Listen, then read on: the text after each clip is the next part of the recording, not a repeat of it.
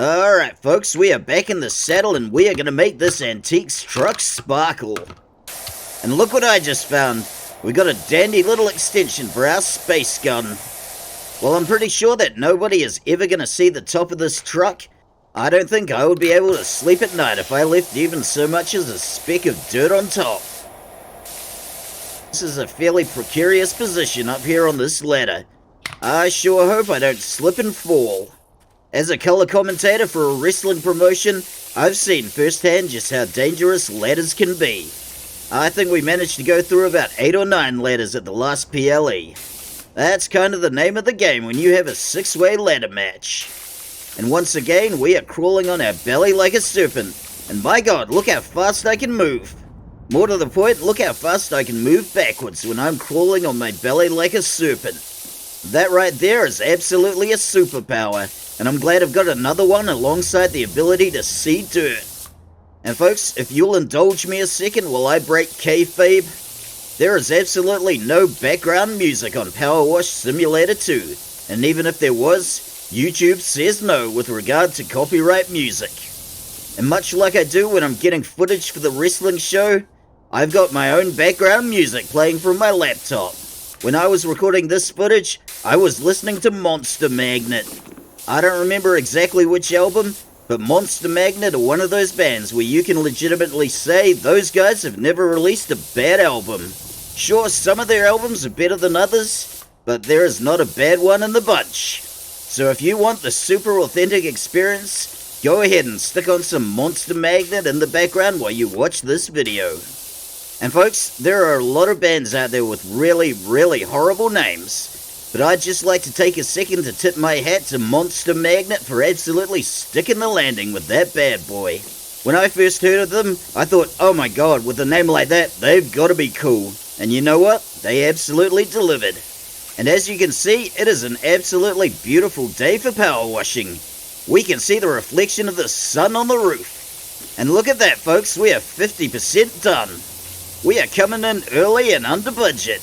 Jessica is going to be absolutely tickled pink when she sees how sparkly this truck is. And we are going to get some really good word of mouth, which will hopefully lead to bigger and better jobs. I've already blown through the $30 we got paid for the last job, so the $60 we're making off this is going to be much appreciated. This one here is a bit more labor intensive, but you get that with the bigger jobs. And just completely as an aside, here's something I was thinking about earlier. If I'd only ever seen the first half of The Karate Kid, I'd probably come away thinking, oh wow, Mr. Miyagi's tricked that stupid kid into doing his chores by stringing him along with the promise of karate lessons. It really makes you wonder, how many kids has he done that to before? For all we know, maybe that's how his house got built in the first place. The whole thing's just a giant monument to the flouting of child labor laws. And if that's all I saw of The Karate Kid, I'd probably start thinking, okay, maybe in the second half he's going to unpack it a little. We'll find out how he did it and how he keeps getting away with it. And most importantly, we'll find out how I can apply these lessons in my life. Because I got a whole bunch of chores in my apartment. But instead, we get the big reveal and all of a sudden Daniel LaRusso knows karate. And yeah, I guess that's kinda cool, but it's still a bit of a letdown. But if you're not tricking gullible kids into doing heavy manual labor with vague promises of karate lessons, what are you even doing with your life? And back in Mr. Miyagi's day, you could just tell a kid that you know karate and they'd take your word for it. But if I tried that in this day and age, all of a sudden that kid's gonna want some proof.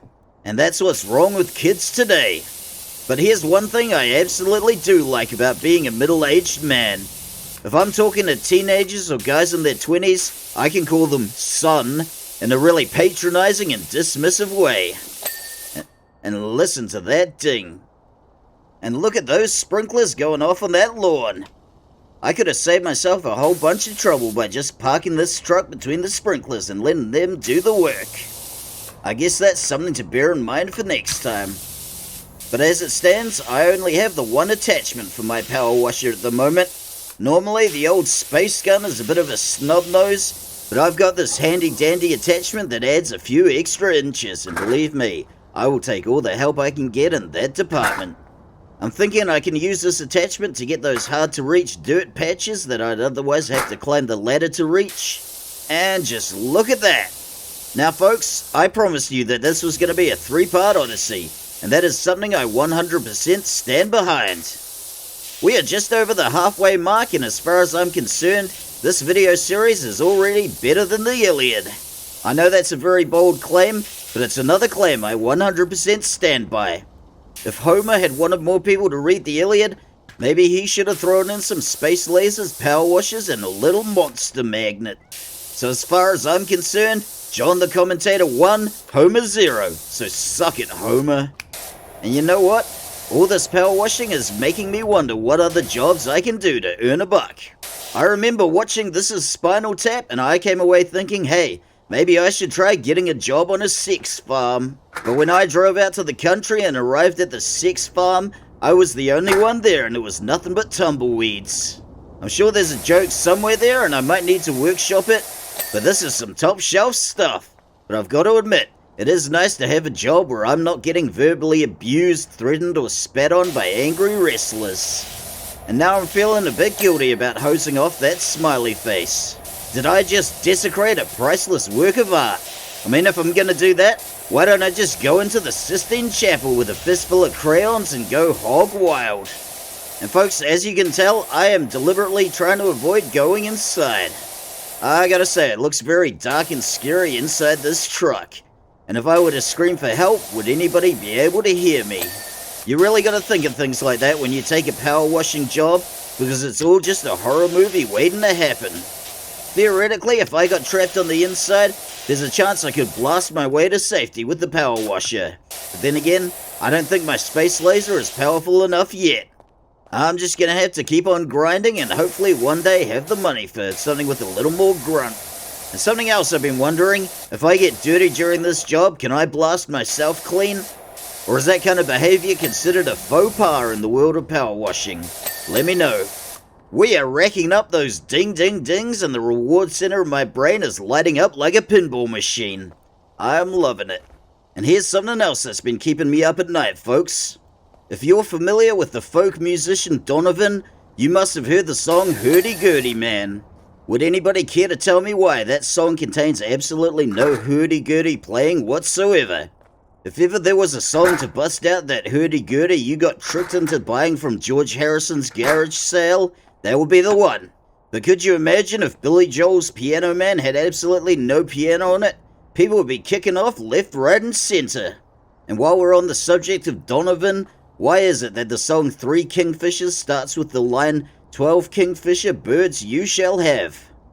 Did the original 3 Kingfishers somehow reproduce in the time between when I saw the song title and when I hit play? And if the Kingfishers are still reproducing at that rate, how long until we're overrun with the damn things? These are important issues that need to be discussed, people. And I, for one, refuse to stay silent about the absence of hurdy-gurdies and the over-proliferation of kingfishers. I realize I risk losing a few subscribers over my opinions on those matters, but so be it. Last time I looked, this channel had 0 subscribers, so I can lose as many as I like. And if anybody does ever subscribe to this channel, I'm gonna assume either they hit the wrong button, or it's somebody who knows me in my personal life and feels sorry for me, so they gave me a pity sub. And if somebody doesn't fall into one of those 2 categories but still subscribes, what are you even doing with your life? And I remember there was a guy I used to work with. I gave him a pity sub because he told me his dog was sick, and that was the biggest mistake of my life, because his channel was absolute dog water.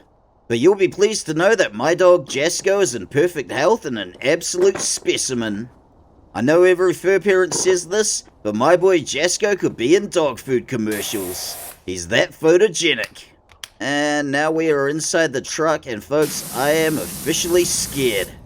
If I scream for help while I'm using the power washer, I'm pretty sure nobody's gonna hear me. But we might as well just do a little graffito while we're here. I'm pretty sure that's how you spell John, more or less. Oh, there we go.